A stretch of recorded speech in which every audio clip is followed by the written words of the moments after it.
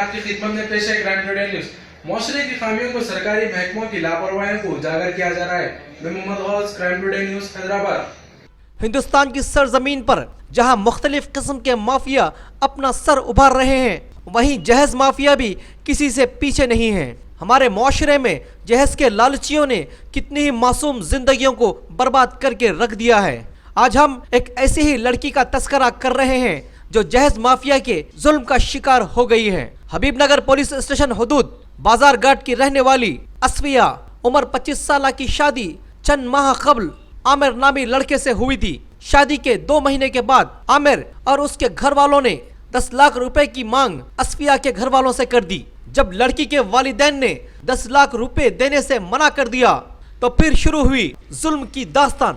वो भी ऐसा जुल्म जिससे असफिया का हमल ज़ाय हो गया और असफिया को थायराइड का इल्जाम लगाकर उसके वालिदैन के घर को वापस भेज दिया गया।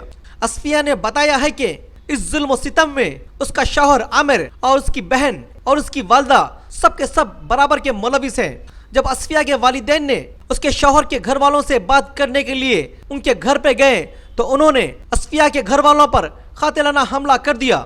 हैदराबाद शहर की आवाम को चाहिए कि इन जहेज के लालची भेड़ियों का सोशल बाइकआउट करें और हुकूमत तेलंगाना और commissioner of police M Mahendra Reddy को चाहिए कि इन जहेज माफिया को ऐसा सबक सिखाएं कि फिर कोई जहेज का लालची किसी मासूम की जिंदगी बर्बाद ना कर सके।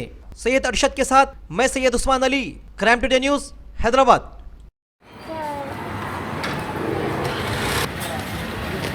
नाजरीन, शहर हैदराबाद में बाजार घाट नाम का एक एरिया है जहां पर असफिया नाम की एक लड़की है जो अपने ही ससुराल वालों के जुल्म का हुई है शिकार। आइए तफसीलात पूछते हैं। आपका नाम छोड़ दीजिए। मेरा नाम असफिया बेग है, मैं बाजार घाट की रहने वाली हूँ। जी, क्या ससुराल वालों का जुल्म हुआ आप पर जो आप अपने ससुराल को छोड़कर अपने मायके रहे? जी, शादी के शुरू 2 महीने तक ठीक रहे मेरे साथ, अच्छे से रखे, सब अच्छे से हो रहा था। शादी के 2 महीने के बाद एकदम मम्मा डैडी को कॉल गया, नॉर्मली कॉल करके 10 लाख रुपए मम्मा लोग से पूछे तो मम्मा लोग के पास नहीं थे, तब मम्मा लोग मना कर दिए। उसके बाद से आहिस्ते आहिस्ते प्रेगनेंसी थी मेरी, आहिस्ते आहिस्ते डिमांड्स मतलब टॉर्चर बढ़ते गया कि सोना ठीक नहीं दिए, वो जो चीज़ लिखे थे वो नहीं दिए, ऐसे मेंटली टॉर्चर करते थे। एंड फिर मम्मा लोग को कॉल गया कि जो थायराइड है छोड़ देते, हम खुराकी दे देते, बच्ची को ले लेते, पैदा होने के बाद बच्ची ले लेते और खुराकी दे देते आपको। सो एंड सो चलते गया, हर छोटी छोटी चीज़ पे टॉर्चर देना। घर में 2 काम वालियाँ थे पकाने के लिए और नॉर्मली ऊपर के काम के लिए, ऊपर के काम वाली रख के पकाने कुकिंग मेड को निकाल दिए कि तुम है ना, तुम पकाते क्या? तब मैं हाँ बोली थी, पकाती हूँ। आहिस्ते आहिस्ते ननंद आकर एक 8-10 दिन ऐसे महीने भर में रह जाना, ननंद का प्रेशर, ननंद का हर काम करना, ननंद के बच्चों का हर काम करना, वो लोग को स्कूल भेजना, उन लोग के लिए टिफ़िन बनाना, छोटे से छोटा काम ननंद का मेरे ऊपर प्रेशराइज करते थे करने के लिए। और इन सब में आमिर मेरा बिल्कुल साथ नहीं देते थे। आमिर मेरे शौहर का नाम है, बिल्कुल साथ नहीं देते थे। आमिर भी मम्मा से बात करती हूँ तो फ़ोन रिकॉर्ड करना। डिलीवरी के बाद जब मैं गई थी वापस अपने ससुराल, तब से फ़ोन रिकॉर्डिंग स्टार्ट हो गई थी। और बीच में प्रेगनेंसी में भी मेरे माँ बाप पे काफ़ी प्रेशर था कि फर्नांडिस हॉस्पिटल में करवाना, नहीं तो बच्ची वापस घर को नहीं भेजना हमारे। इस तरह से हॉस्पिटल पर भी प्रेशराइज मेरे मॉम डैड बहुत ज़्यादा हुए। एंड और आज थोड़े दिन पहले, एक 2 मंथ्स बिफोर मेरा मिसकैरेज हो गया था, मेरी हेल्थ वीक रहने की वजह से। और गर्मा का मौसम था, AC ऑन रख रहे थे, लाइट का बिल ज़्यादा आने की वजह से कपड़े हाथ से धोने लगाए थे। मेरे और आमिर के कपड़े खास मैं अपने हाथ से धोती थी क्योंकि लाइट का बिल ज़्यादा आ रहा, वॉशिंग मशीन मत यूज़ करो करके ये बात रखे थे मेरे सामने। मेरी हेल्थ वीक होने की वजह से मेरा मिसकैरेज हो गया था। 2 महीने पहले मैं मम्मा के पास आई थी, हेल्थ ख़राब रहने की वजह से ही मम्मा के पास छोड़ दिए थे मुझे। और मम्मा के पास आई थी ना हॉस्पिटल, जब मैं मिसकैरेज हो गया था, जब मैं हॉस्पिटल क्लीन कराने के लिए गई थी, तब मेरे ना ससुराल वालों के पास से कोई था वहाँ पर, ना खुद के मेरे शौहर थे वहाँ पर, कोई नहीं था। मैं मेरे मम्मा अकेले थे वहाँ हॉस्पिटल से गए, जनाना हॉस्पिटल था, जेंट्स अलाउड नहीं थे, कुछ फॉर्मेलिटीज़ थे, मम्मा खुद अपने अकेले से कंप्लीट कर लिए और फिर वापस घर आ गई मैं। एक दिन हॉस्पिटल से पहले जाते वक्त आमिर मिले थे, लेकिन हॉस्पिटल से आ जाने के बाद आमिर कॉल करके बिल्कुल मुझसे बात नहीं की, ना मेरी तबीयत पूछे, और जब एकदम सडन कॉल करके बोल रहे कि तीसरे दिन आप आ जाओ घर को, जो भी है मैं देख लेता हूँ।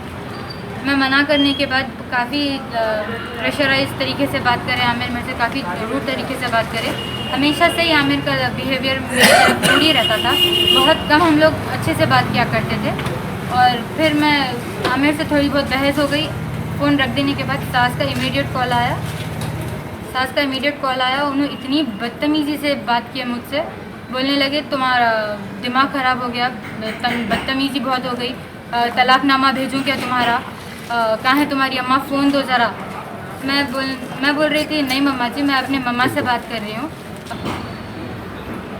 मेरे साथ बहुत ज़्यादा जुल्म और ज़्यादती हुई, और आज भी मेरे पेरेंट्स को बुलाए थे घर बात करने के लिए, सेटलमेंट के लिए, पर घर बुला के बहुत ज़्यादा ज़िल्लत सहे मेरे माँ बाप।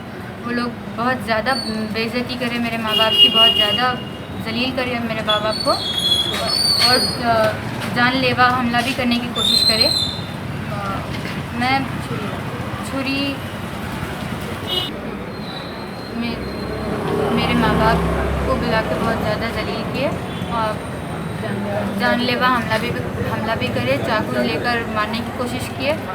मैं शी टीम से रिक्वेस्ट करती हूँ कि आप लोग इतने अच्छे काम कर रहे हैं, मेरे साथ जो हुआ इस चीज़ के लिए आप लोग ज़रूर गौर फरमाइए, इंसाफ करिए। मैं आप सबसे अपील करती हूँ कि मेरे ये मैटर में प्लीज़ जितना हो सका उतना ज़्यादा से ज़्यादा इंसाफ करने की कोशिश करिए।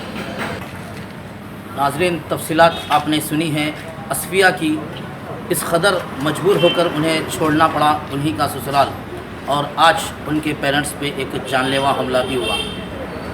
असफिया ने आज एक सबके लिए मैसेज पहुंचाया है, और शी टीम से रिक्वेस्ट की, भरोसा टीम से, इतने अच्छे काम कर रहे हैं, आज इस केस पर भी ज़्यादा से ज़्यादा तवज्जो फरमाइए और इन्हें इंसाफ दिलाइए। नाज़रीन, असफिया के आचे ख़ानदान के कुछ बड़े लोग उन्हीं के ससुराल में गए थे बातचीत के लिए, मगर वहाँ पर इन सब पे जानलेवा हमला हुआ। आइए ये बात कहाँ तक सच है, यहाँ के लोगों से पूछते हैं। हम लोग आज 4 बजे के टाइम पे असफिया के ससुराल वालों के पास गए थे, बातचीत के लिए बुलाए बोले वो लोग, और हमको दरवाज़ा खटखटाने के बाद वो लोग अंदर ही आने नहीं दिया। हमारे बहुत रिक्वेस्ट करने के बाद हमको अंदर आने दिए, मगर वालिदैन को तो अंदर आने नहीं दिए, बाहर ही ठहरे हुए थे। वो गैर गुफ्तगू करे, या ऐसा बोल के बीच में आके जो असफिया करने वाले थे उनकी और उनकी वालिद साहब की और आमिर की गैर गुफ्तगू हो गई, दोनों में बयानबाजी हो गई, और उनके वालिद चाकू निकाल के मारने आए जैसा। फिर उसके बाद हम लोग बाहर निकल गए। मैं सैयद अरशद मोहम्मद अतीक के साथ क्राइम टुडे न्यूज़ हैदराबाद। सच की तलाश का नाम क्राइम टुडे न्यूज। मुझे इजाजत दीजिए, अल्लाह हाफिज।